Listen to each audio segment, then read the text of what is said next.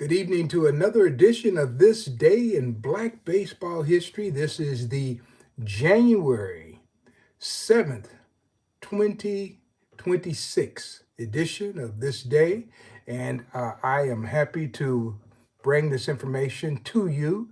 This is Phil Dixon. My name is Phil S. Dixon, is what I go by. I'm a baseball historian with over 40 some odd years in this history, doing this research for you.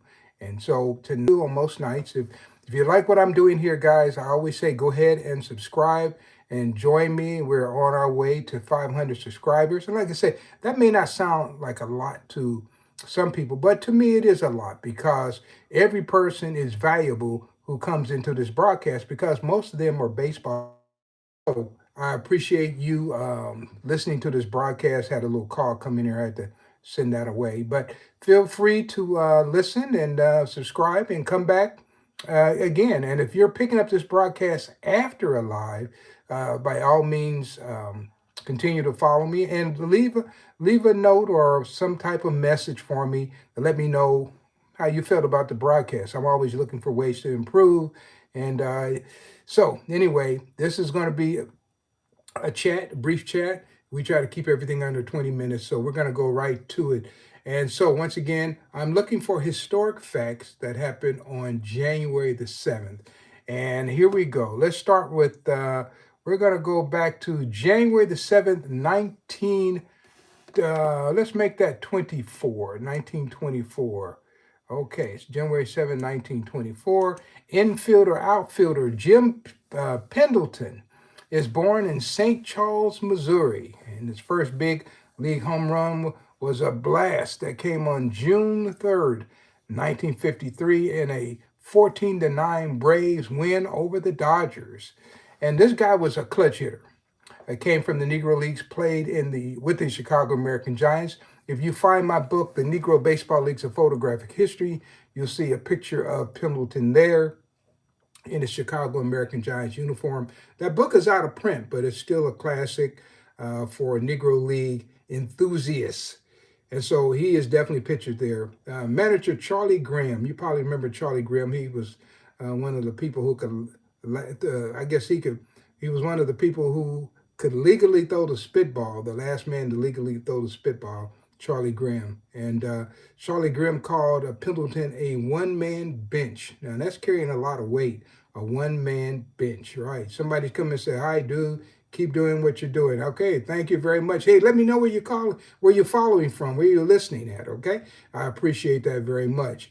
So they called him a one-man bench. But let me tell you one thing about Pendleton that, I always like to give a little trivia, something that you might not know. But Pendleton, let's see, he made his debut April 17th, 1953, okay, at age 29. Now, these are some old rookies, guys, but these are guys who had cut their teeth in the Negro Leagues.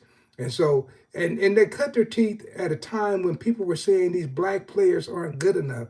Then they come in and start raising hell all over the league. And so this is what Pendleton did, right?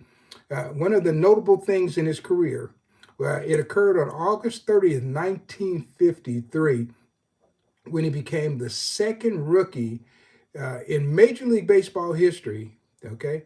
And once again, you always know, if you follow me, I use that term Major League pretty loosely. So we'll say American and National League history, to hit 3 home runs in a single game. And guys, the last person to actually hit 3 home runs in a single game, if you can imagine this, he's the second rookie to do it. The first guy was a guy by the name of Jack Manning, and he achieved the feat in 1884. So when these guys came, they were serious, man. I'm telling you, these were good ball players.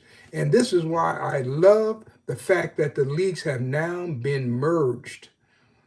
Because so for years, I fought very hard to let people know that the Negro Leagues were a third major league, a fourth major league, if you want to call the Eastern Color League and the Negro American League, if you want to call those separate leagues. But they were major league quality. And at the same time, I've proven this in my book. If you find my book, the Dizzy and Daffy Dean Barnstorming Tour, Race Media, and America's National Pastime. In there, I show you that some of these guys who were in the American National League wouldn't have been there had there been integration. So this is some of the things that I point out to you. Now I got a couple people joining. Let me know where you're joining from. That's always the fun part because I presented all over the country. I may have something I can tell you relative to where you live. All right. So that's Jim Pendleton, who was born on this day in St. Charles, Missouri, and my people were slaves in St. Charles, Missouri. So if you get around Missouri, especially in some of the small towns, the legacy of slavery is still there. And there are a number of small communities and places that you wouldn't think of that still have black communities. And it's the legacy of slavery. All right, so let's keep it going. January the 7th, 1925, moving it up 1 year.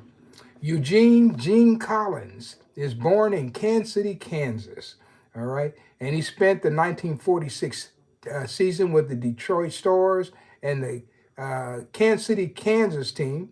And let me put it this way: Gene is from my hometown, so I knew his dad very well, and his dad's name was Donna Faye Collins. And so he was a great guy, and he used to always encourage me. He liked the way that I coached teams. Somebody said they're from Brazil. Wow, that's a long ways away. Thank you for joining, though, from Brazil. All right. So his dad, where we're talking about something right in the heart of America, Kansas City, Kansas, and Donna Faye Collins, which was Eugene Collins' dad, always liked to see me coach a team. And Eugene had a brother named Ricky Collins who played for me. And so his dad, Gene's dad, would come and park his car. He would just watch me work these guys out. And if there was a hill, man, I'm going to run my guys up and down that hill. We had the best conditioned teams because we really ran hard, like a football team. And I've seen football teams that didn't run as hard as my baseball teams. And when it got to in the summer, when it's 100 degrees, when other guys and teams, they're just exhausted, my guys were in great shape because we trained hard in the spring. So that was part of my philosophy. And so I was honored to have Coach Gene's brother. Yeah. So that's over in Kansas City, Kansas. Of course, Gene got his start. He played with the Omaha Rockets. And one of the guys with the Omaha Rockets was a guy named D.D. Sanders. And I interviewed D.D. Sanders. D.D. Sanders had an interesting story. He had went to prison, believe it or not, in the 1940s for stealing a Western Union bicycle. So he sold a bicycle and they put him in prison. But anyway, he came out and he had played for the Kansas City, Kansas Giants. He was still around. And then there was another guy by the name of Mac Massengale, who also was manager of the Omaha Rockets as well. And I knew Mac's son. And also, actually, I know one of his sons that's still alive now. One of Massengale's sons was a musician, and they had a group, and they cut some records back in the 50s as under the name of the Five Scamps. And so that's all of this stuff is related to baseball, but it's not related if you can't connect it. And these are things you can go look up. Go look up a record of the Five Scamps, all right? All right. Okay, somebody said, who had the illest jersey back then, you think? Oh, man. Well, I can tell you there was a team called the Brooklyn Royal Giants who in the 1920s, they had 5 changes of jerseys. So if they came and played a 5-game series, they had a different uniform on every day. And that was the Brooklyn Royal Giants. And man, I think that's pretty classy to have different uniforms every game. You come in a 5-game series, so people will come in just to see what they look like in their new uniform. So that would be one of my favorite teams as far as dress goes. All right. Okay, so we're going to keep it moving. Now we're going to go to January 7th, 1938. Now, if you know that you follow my broadcast, you know I talk a lot about baseball players who were multi-talented and were able to do more. So here's a guy, I mentioned him last night, but in high school, his name is George Crowe, and he played for Franklin High School, the Franklin High School Grizzly Cubs in Franklin, Indiana. And center George Crowe They defeated Shelbyville by a score of 24-17 in Indiana high school basketball action. And Crowe dropped 3 baskets from the field, added a point from the charity stripe. You know, that's the free throw line. And so there are always some baseball players who are really exceptional at basketball. And George Crowe was one of those players. And yesterday, somebody asked me if I would tell this story, and I started to mention it yesterday, but I'm going to go ahead and tell the whole story today. And this is a story that I know that I witnessed, and it's about 2 baseball players who played basketball in high school. And so here's the story. I used to be in charge of the Royals Caravan, and so I would go places, I used to take a couple of players. So I had Pat Tabler and Kevin Seitzer with me. So we went to a place in Missouri, up in the sticks there, called Savannah, Missouri, not a big town. And so when I would get to school, we're going to do a school assembly. And so I would always ask, what are you guys known for? What are you doing? What's going well at the school? And I remember 2 things from the school. First one was they said, our basketball team is great. We've got this kid, he's outstanding. And so we're going to give an assembly. So anyway, the assembly was in the gymnasium. So on the way up, I had been talking to Kevin, and Kevin was talking about how great a high school basketball player he was. And, he's bragging a lot. So when I get up there and I start talking to them, and they say they have this hot shot basketball player up there. So when we give the assembly, we have the hot shot basketball player come down, and he played a one-on-one game with Kevin Seitzer. I think maybe they went to 6 points or something like that. And so now remember Kevin Seitzer, and he was a third baseman for the Royals at that time. He had been bragging all the way up about how great a basketball player he was. So Kevin played this guy, and this guy smoked him.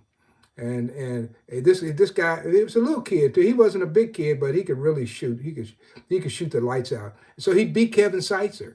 Okay, so all right, so time goes by, and I'm still on the Caravan. And for some reason, I had to go back to this school, and I can't remember. It was the same year.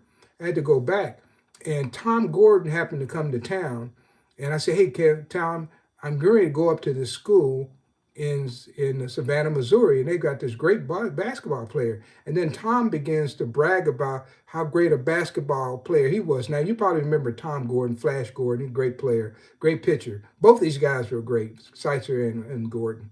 So Gordon's bragging about how great a basketball player he was, right? Okay, so I go up to the school, and I have the same kid come out, and he plays Tom Gordon in a basketball game, one-on-one. The gym is full of students, right? And he beats Tom Gordon. And man, the gym goes crazy. And I remember I would always give like the kids a pass. So this kid and some of his friends, members of the basketball team, I gave them a pass to come to the stadium, and they would come to the stadium early, during batting practice when the home team is batting. And this is before anybody can come in the park. So you have to have special admittance to get in. So admission. So they came down, and so I said, hey, I was pointing out to Tom Gordon, and Seitzer said, you remember this guy?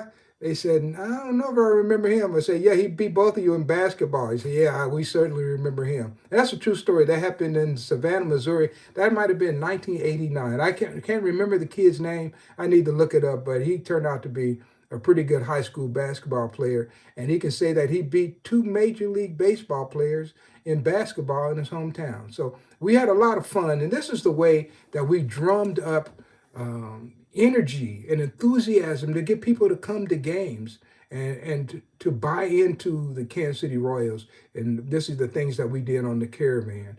And so, yeah, I have some great Caravan stories. I probably should one of these days talk about them more. All right, maybe I'll do an entire broadcast of Caravan stories. All right. All right, so that's a Eugene Collins story. And Eugene Collins, a great left-hander for the Kansas City Monarchs, never did make the major leagues, but he certainly contributed a lot in the Negro Leagues. Okay, look him up. Okay, and then, of course, George Crowe. He came into the National League with the Cardinals, I think, in 1961. All right. So let's give another George Crowe. This guy was a great basketball player. Love talking about it. So if you're joining, let me know where you're joining from. Okay. All right. So here we go. Um, January 7, 1948, when the New York Renaissance basketball team defeated Oil City, Pennsylvania, and that they had a team there called the Merchants Five by a score of 81-44. Only 362 fans showed up. That's a pretty disappointing crowd.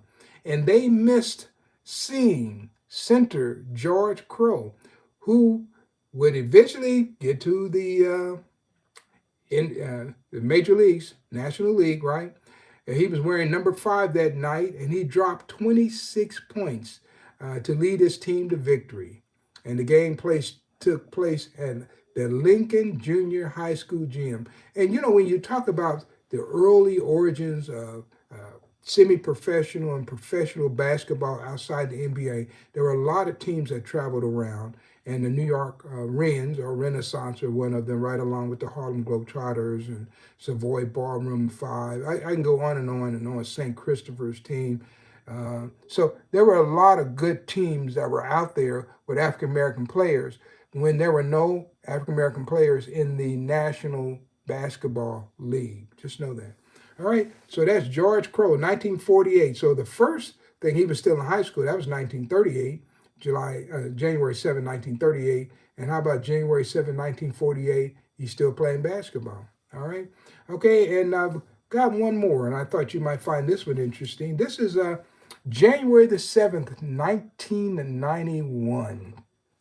And this is interesting. That's 34 years ago. All right. An Associated Press article announced the planned opening of the Kansas City's Negro League Museum, scheduled for 1992. And there are lots of quotes from this Associated Press article, which I'm looking at here. This is the article here. This one was printed. It was Associated Press, so it appeared all over the place. But this particular one appeared in the San Bernardino County. This is in California newspaper. And guess what, guys? A lot of people don't know this. I tell people I'm a co-founder of the Negro Leagues Baseball Museum, but every once in a while, you have to remind people of that because they have no idea how this whole thing came to be. But this article is loaded with quotes from me. And I'm the only one who's being quoted in this article. And I was the first public relations director for the museum. We're kicking this off. We had just incorporated in 1990. And so I'm mentioning here, I'm talking about Satchel Paige, and I'm talking about nobody knows how many years Paige really pitched. And then it said, but officially it's only 6. And we're talking about the Macmillan Encyclopedia that had only his years with the Cleveland and St. Louis, right? And I'm expressing here that something is not right. And I said there's a whole lot of baseball beyond what they tell you. And when you pick up a book and you read it, it's as if, and these are books about the National American Leagues, it's as if these black ball players before Jackie Robinson never existed. And so this is me talking in 1991. Now, you got to think about it. This is 2026 now. And so I'm here, and I've been out here this is my 42nd year telling these stories. So this is me being all quoted. And then I said, here's something that you might find interesting. I said, the Major League stolen base record for catchers stealing bases, it was held by a utility catcher. It wasn't even the Royals' main catcher. It was John Wathan, the most stolen bases in the season. Just imagine if he had to go up against records by people like Bruce Petway or Chappie Johnson and some of those speedy catchers from the Negro Leagues. It wouldn't have been that low number. I think it was like 29 at that time. This is 1991. And then I go on to talk about so many records were not kept. And then it did, these articles, a lot of times they'll make a mistake. And so here's a mistake that they made in here. They said the Kansas City Monarchs, one of the charter teams when the Negro National League was organized in 1920. In Kansas City, played 500 home games, from 1920 to 1930, and it said Dixon found just 2 box scores in 5 different papers published in Kansas City in those years. Actually, I was only missing 2 box scores. No, I found all the rest, but I was only missing 2 box scores from all of those years, from 1920 to 1930. I knew then that the box scores existed. And so that's what I'm talking about right there. And once again, this is proof that people like myself have been out there telling these stories for a long time. And this is what I do. And this is what I do with this broadcast. So, guys, if you like what I'm doing, go ahead and subscribe. And I also want to encourage you. There's another site. I don't have it in front of me. I guess I'm going to have to wait. I used to have this in front of me, but I don't. It seems to I've moved my papers around. But there's another site I want to check out. But I do want you to check out my site. That one I do have memorized, and it's Negro League Baseball Alive. So it's nlbalive.com, and go out there and subscribe. And then I'm going to publish a number of articles related to things I'm talking about here, but in deeper detail in ways that I can't actually explain it here. And then, of course, you can purchase books on that site. You can know about all the things that I'm doing, right? So I do want to thank everybody for joining. And like I said, we're trying to get to 500 subscribers. We're close. Well, we're less than 20.